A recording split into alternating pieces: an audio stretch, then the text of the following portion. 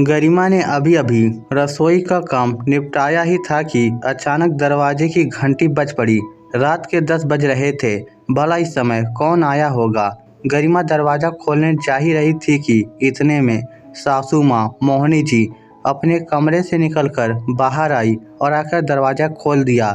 सासू माँ की स्फूर्ति देखकर गरिमा हैरान रह गई।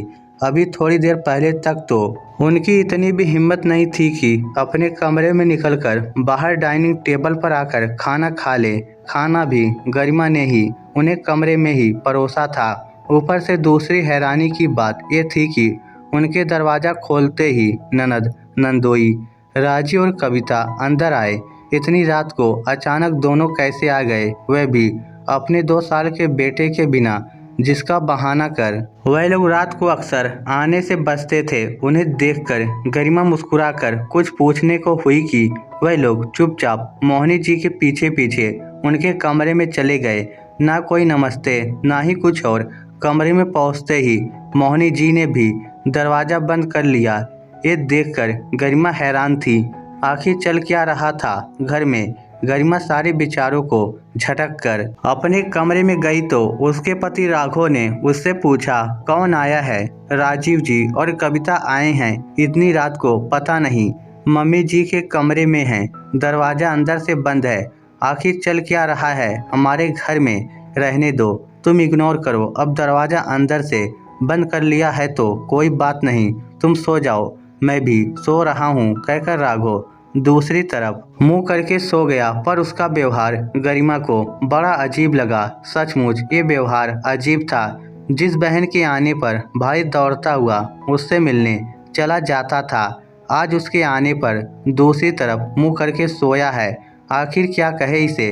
अभी 2 महीने पहले तक सब कुछ सही था, पर घर में ससुर जी, सासू माँ मोहिनी जी, राघव और गरिमा और उनका 4 साल का बेटा प्रिंस ही थे। घर में ससुर जी की ही चलती थी, जिनके सामने मोहिनी जी ज़्यादा कुछ कह नहीं पाती थी। जमुना जी का अधिकतर झुकाव अपनी बेटी की तरफ ही रहता था।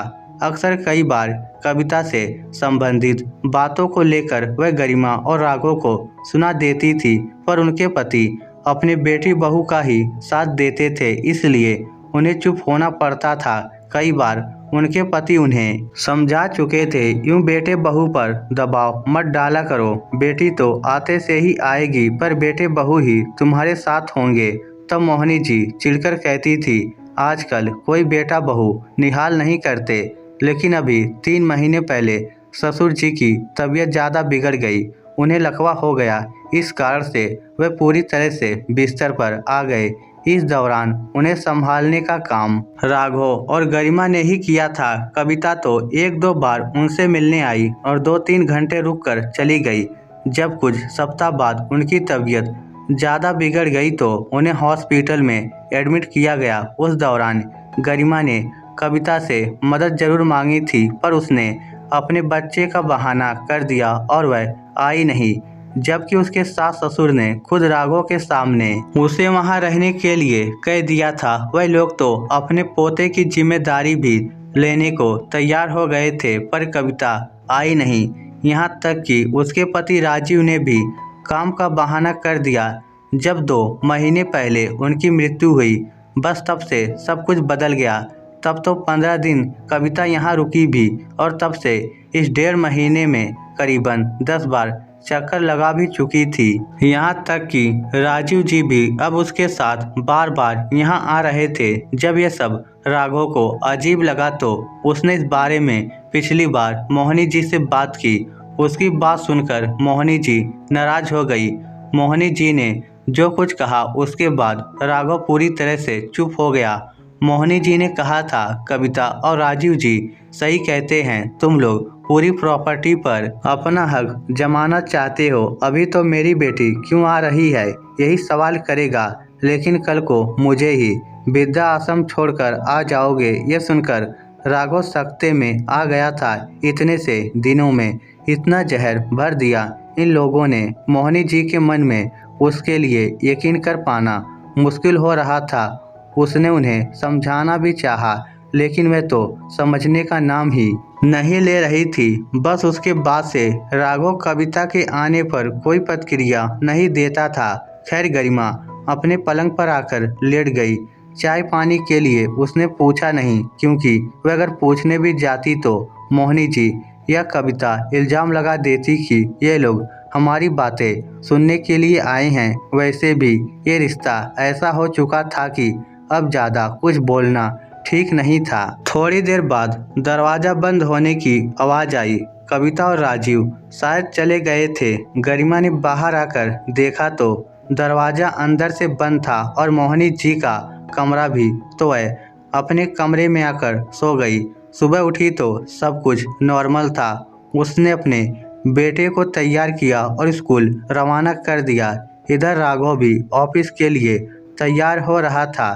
तैयार होकर बाहर डाइनिंग टेबल पर नाश्ता करने आया ही था कि इतने में मोहिनी जी हाथ में कोई पेपर लिए उसके पास आई और राघव के सामने रखते हुए बोली, राघव जाने से पहले इन पेपर पर साइन कर देना। राघव ने हैरानी से उन पेपर की तरफ देखा और कहा, ये कैसे पेपर हैं? गांव की ज़मीन के पेपर हैं जो आज भी तुम्हारे दादाजी के नाम पर है।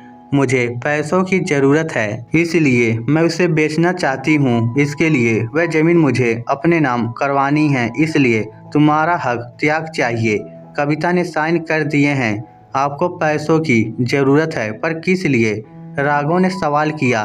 तुझे उससे क्या? मोहिनी जी ने कहा, शायद पैसों की ज़रूरत आपको नहीं, आपके बेटी दामाद को है।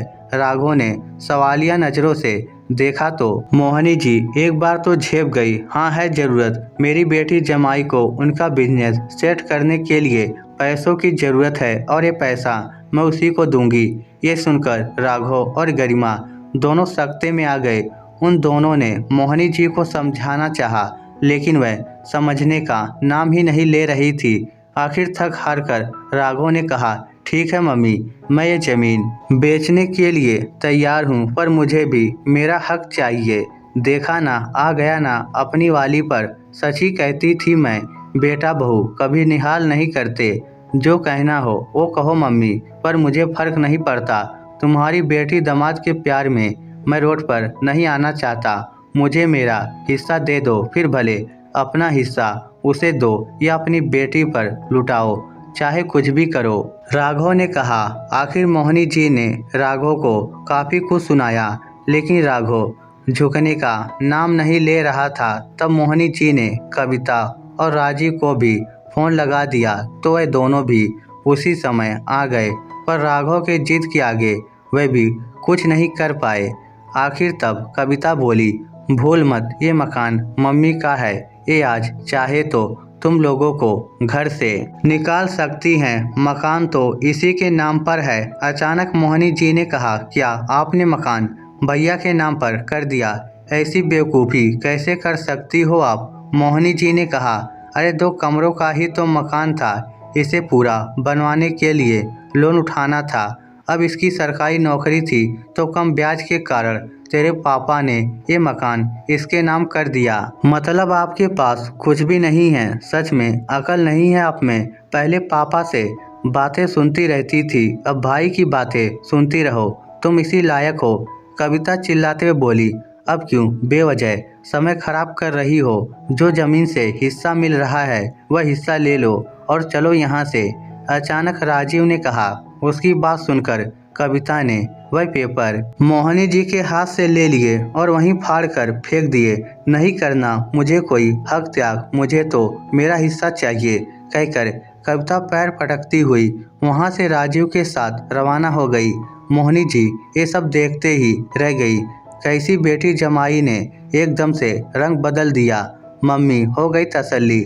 यही बात हम आपको समझाना चाह रहे थे, पर आपको समझ में नहीं आ रही थी। अचानक गरिमा ने कहा, अरे जो बेटी अपने बीमार पिता के लिए नहीं आ पाई, अचानक उसके पास इतना वक्त कैसे आ गया कि उनके मरते ही वह आपके पास बार बार आने लगी? कभी कभी कुछ खून के रिश्ते भी स्वार्थी होते हैं, राघव ने कहा। आखिर राघव और गरिमा की बात सुनकर मोहिनी जी अपना सा मुँह लेकर रह गई। कुछ समय बाद राघव ने। वह पुरानी जमीन बेचकर कविता को उसका हिस्सा दे दिया, लेकिन उसके बाद ये रिश्ता वहीं हमेशा हमेशा के लिए खत्म हो गया। ना ही कविता इस रिश्ते को निभाना चाहती थी और ना ही अब मोहिनी जी इस रिश्ते को रखना चाहती थी। इस स्टोरी को लेकर आपकी क्या राय है? नीचे कमेंट करके हमें ज़रूर बताइएगा। धन्यवाद।